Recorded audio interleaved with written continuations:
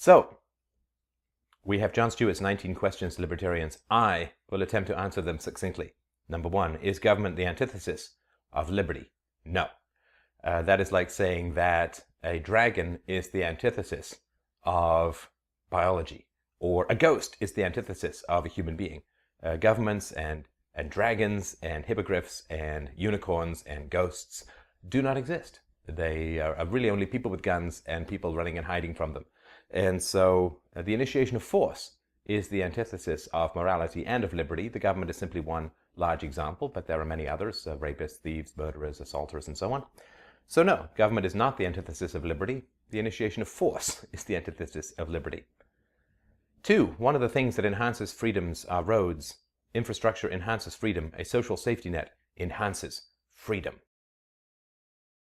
Absolutely, and allowing rape enhances the freedom of a rapist. But freedom is not the goal. Morality is the goal. Jetpacks give you freedom from gravity, so to speak. That doesn't mean that they're moral. So yeah, for sure, social safety net enhances freedom. But of course, these things also enhance the freedom to make bad choices. So for instance, free roads from the government, and they were free for those who bought them because they were all financed through deficit spending. So the bill was simply paid forward to the future generation, or billed forward to the next generation.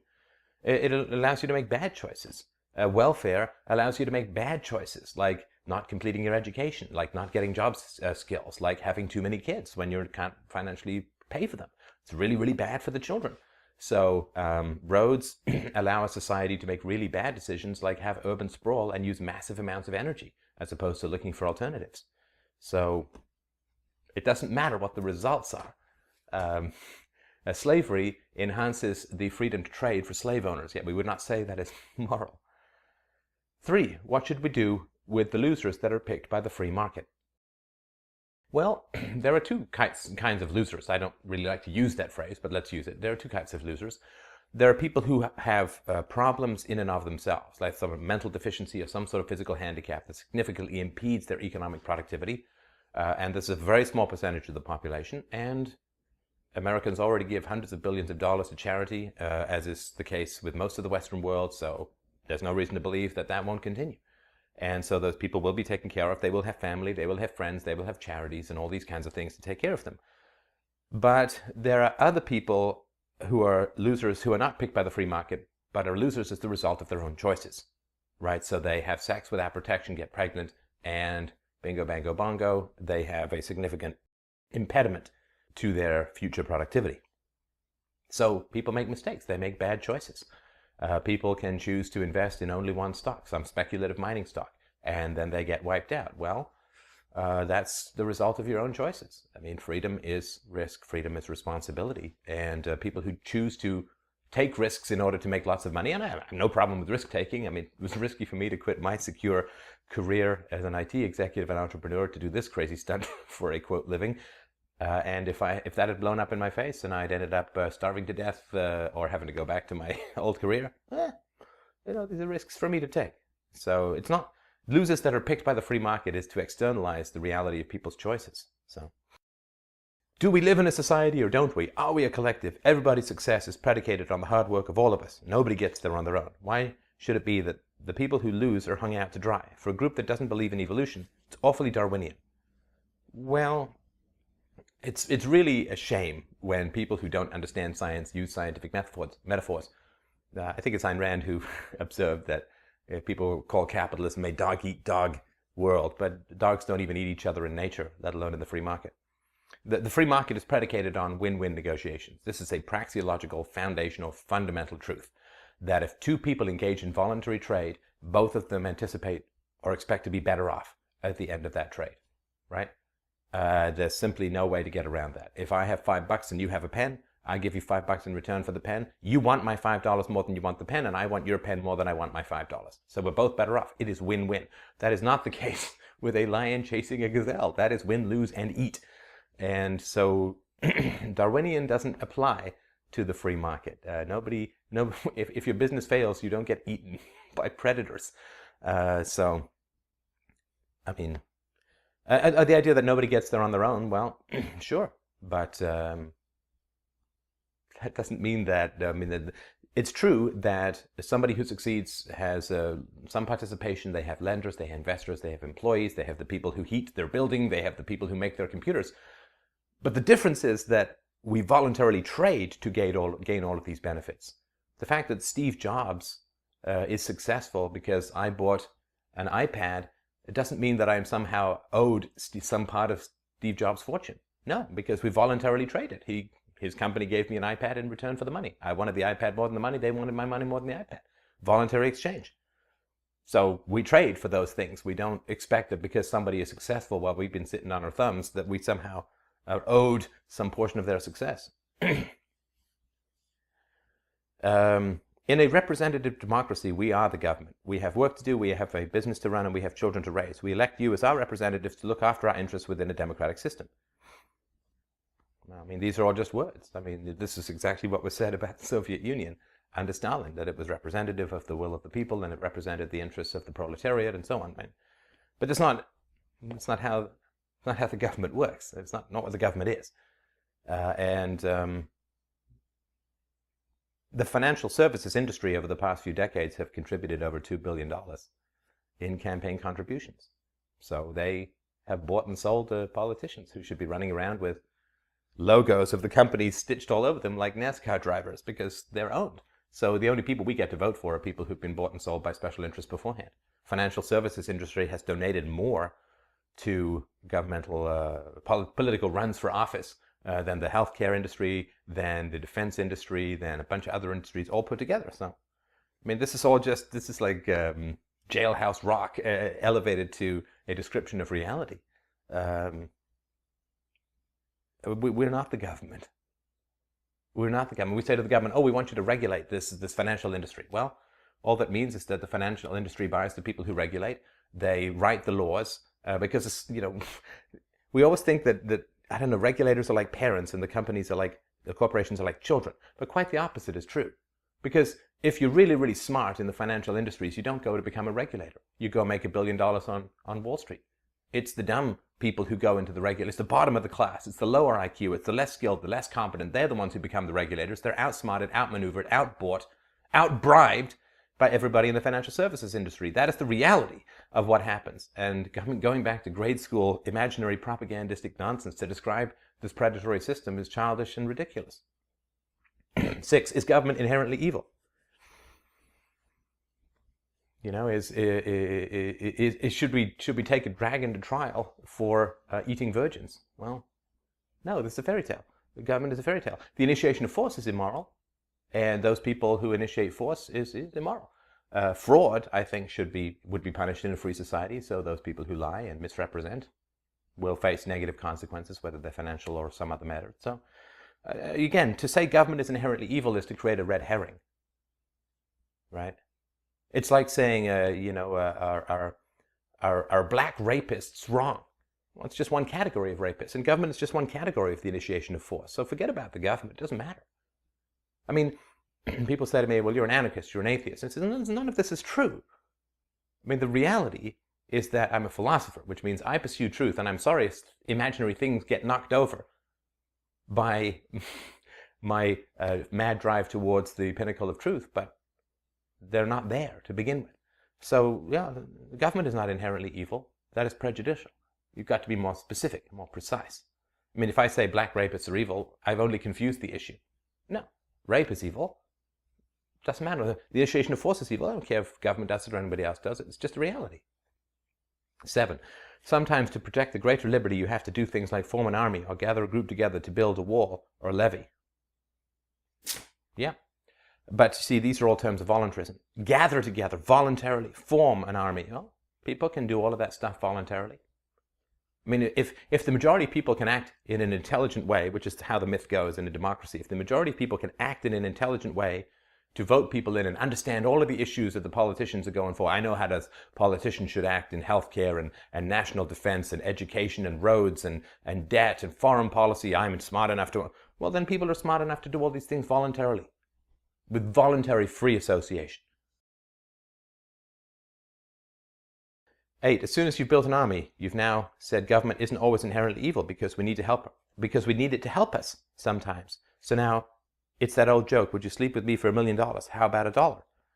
Who do you think I am? Well, we've already decided who you are, now we're just negotiating. Well, again, in my free book, Practical Anarchy, available at freedomainradio.com/free, tons of solutions. And Huntsman and Hoppy and the Mises.org and Libertarians, you can find all of these places. Great examples of private defense solutions that don't require a government. So you can build an army without a government. You can have a defense agency without a government. It's a logical fallacy to say that because the government does it, if the government doesn't do it, it won't get done.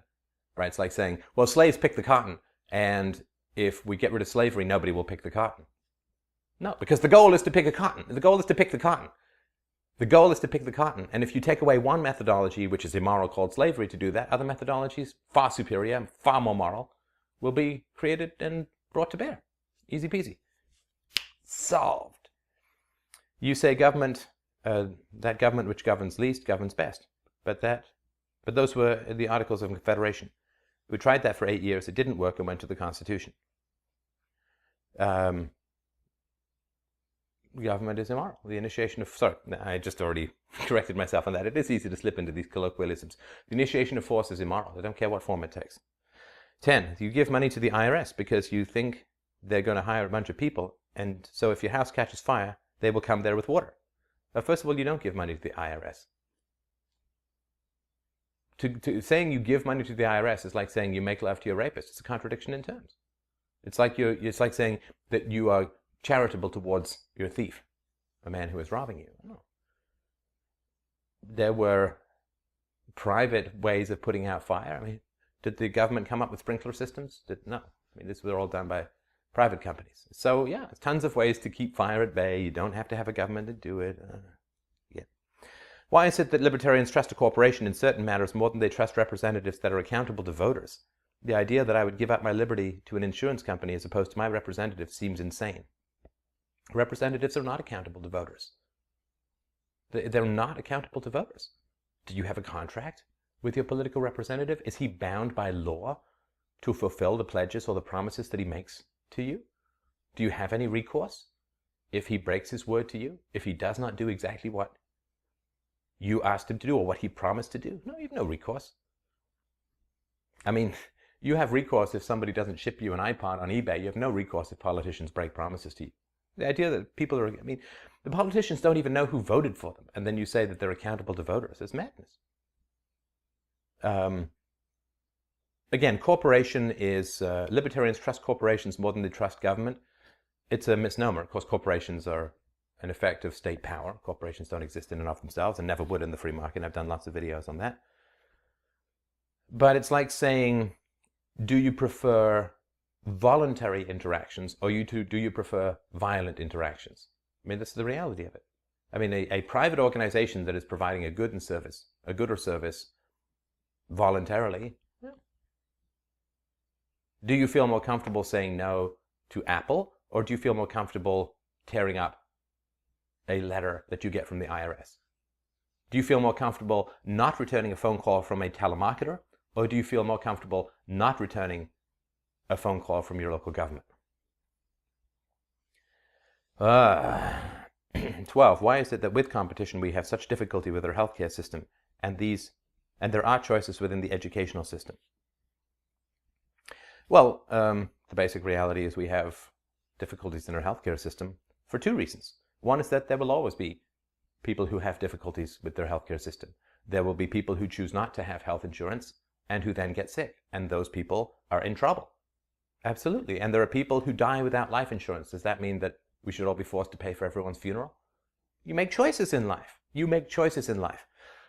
And you're responsible for those choices. So there are people who make bad health choices. I mean, I don't like to work out particularly.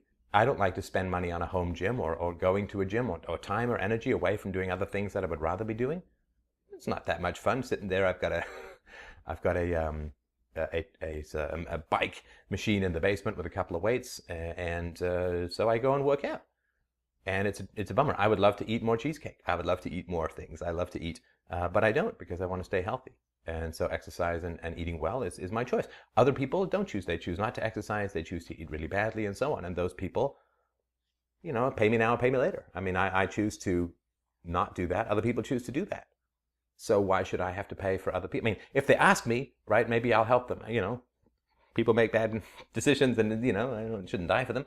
But the reality is nobody can force me to do that, and I can't force other people to subsidize my preferences or my choices because force is wrong. And so people are going to make bad choices. They're not going to have health insurance. They're going to not take care of their health. They're going to get sick. Other people get sick. Like, Michael J. Fox gets Parkinson's, God help him, right? I mean, that's terrible.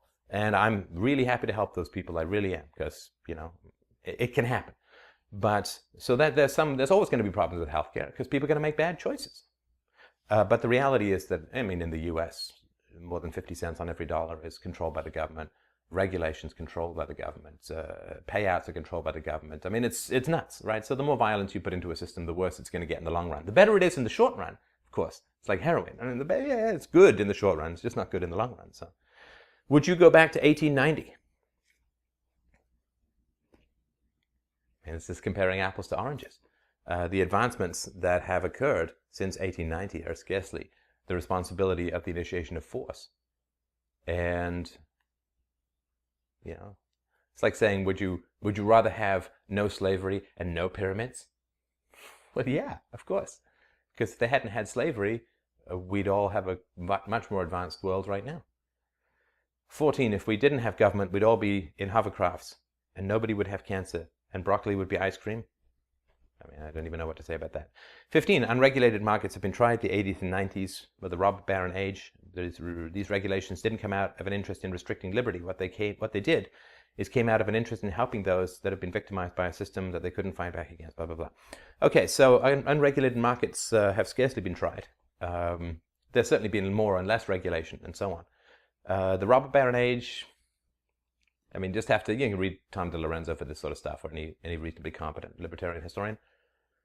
This is all just lies and nonsense. We live in this 1984 world of, everyone in the back was an evil, Monopoly figurine with a top hat and a bald cat and swirling their pencil-thin mustache out of a steam bath of evil. It's all nonsense. The people who made a lot of money in those days made money through voluntary trade because they lowered prices, because they were insanely competitive, because they worked really hard. Do we call Steve Jobs the robber baron? Now, of course, Steve Jobs did employ some pretty gruesome labor practices in China and so on. That's for another time. But Steve Jobs did say to Barack Obama, listen, you've got to loosen the violent control that governments have, the governments have in America over the creation of factories. He much rather would have had factories in America than go over to China. And the problem with the factories in China is a lack of the free market in China. This is not exactly a free market situation or environment in China. And so, do we look at this guy as an evil guy who stole from everyone? No, I don't think so. Although he was a real patent troll, and I think that was a real mistake. But I blame the player. Sorry, blame the game, not the player. Blame the rules, not the players. Patent trolling is so profitable and so essential in many ways to modern high-tech companies, because if you don't do it, somebody else is going to do it. That to blame people for using that, to blame the powers that be who create these rules, not the individuals who are forced to live within them and attempt to profit within them. But yeah, I think it was it the guy at Rockefeller? He saved the whales. He saved the whales. You don't hear that about 19th century capitalists, right? So when they came up with the kerosene for people and reduced the price so that people could use kerosene instead of whale oil to light their lamps, people switched to kerosene and the whales were saved.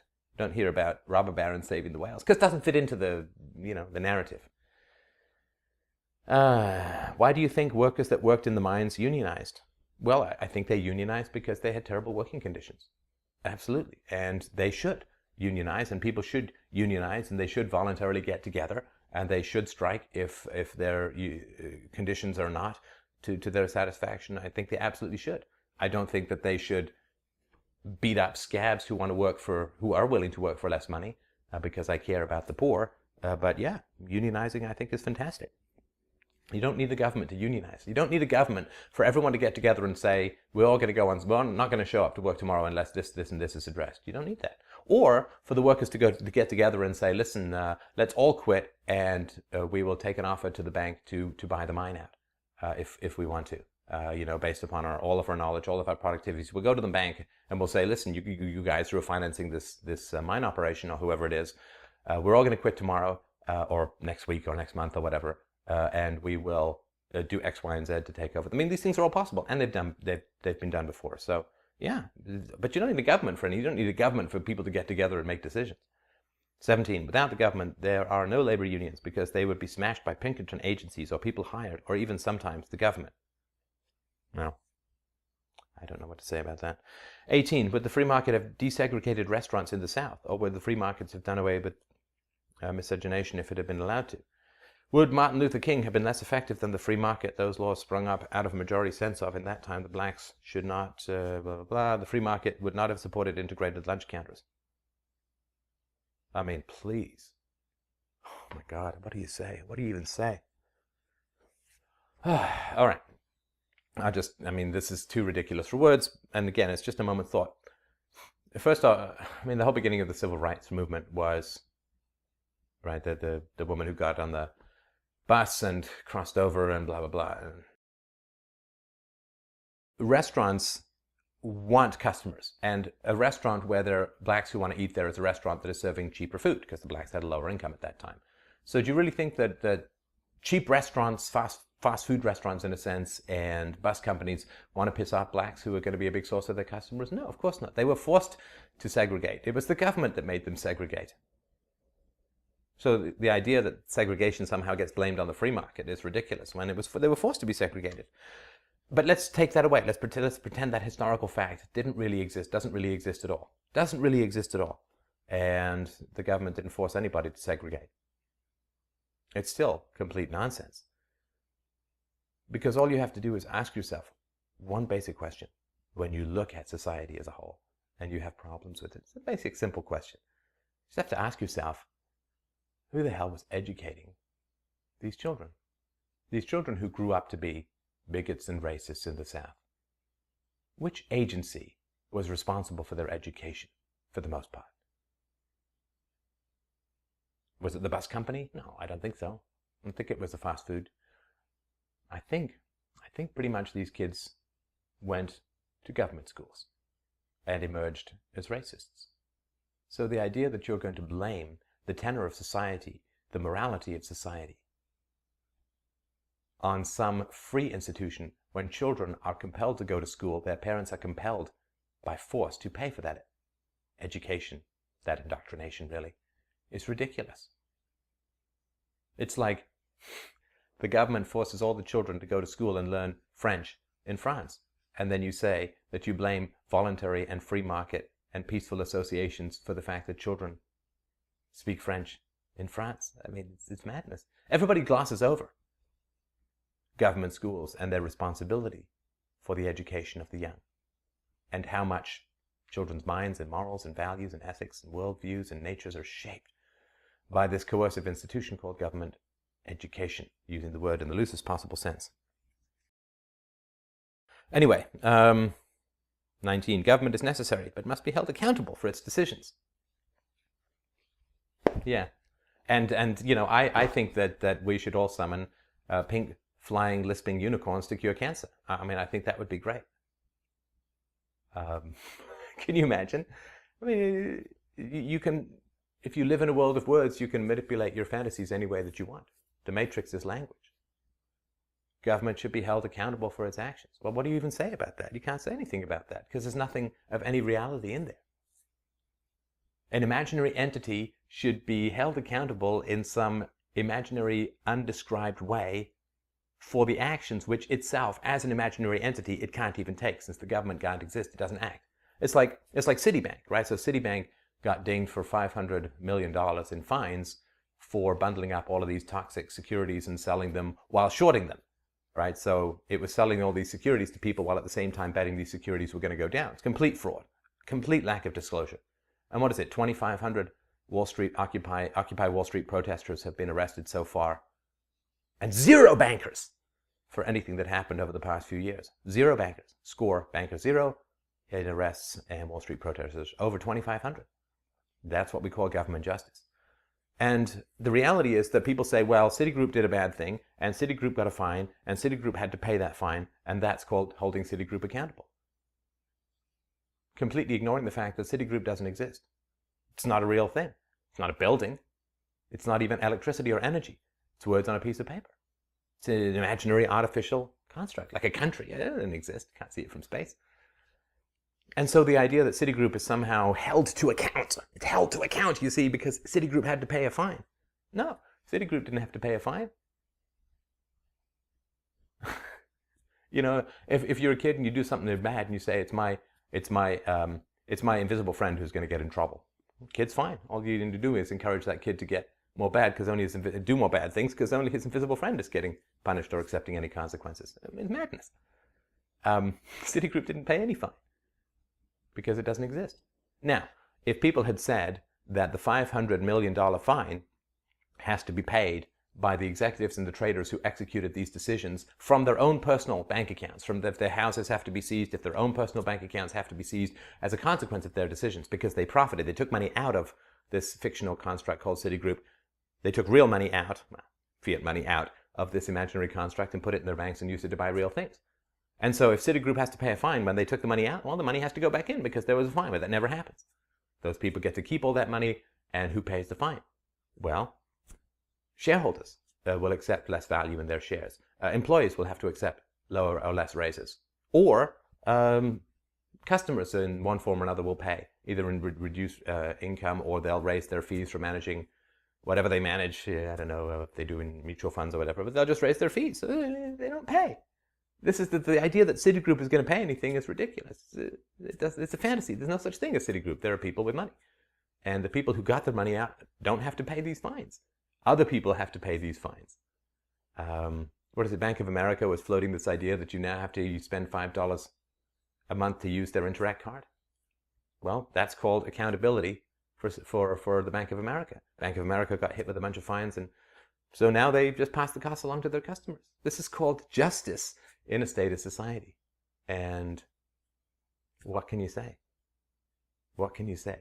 You have to declutter and demystify your mind and your language, and your words have to be precise, and your words have to wrap like a Christmas present wrapping around real things.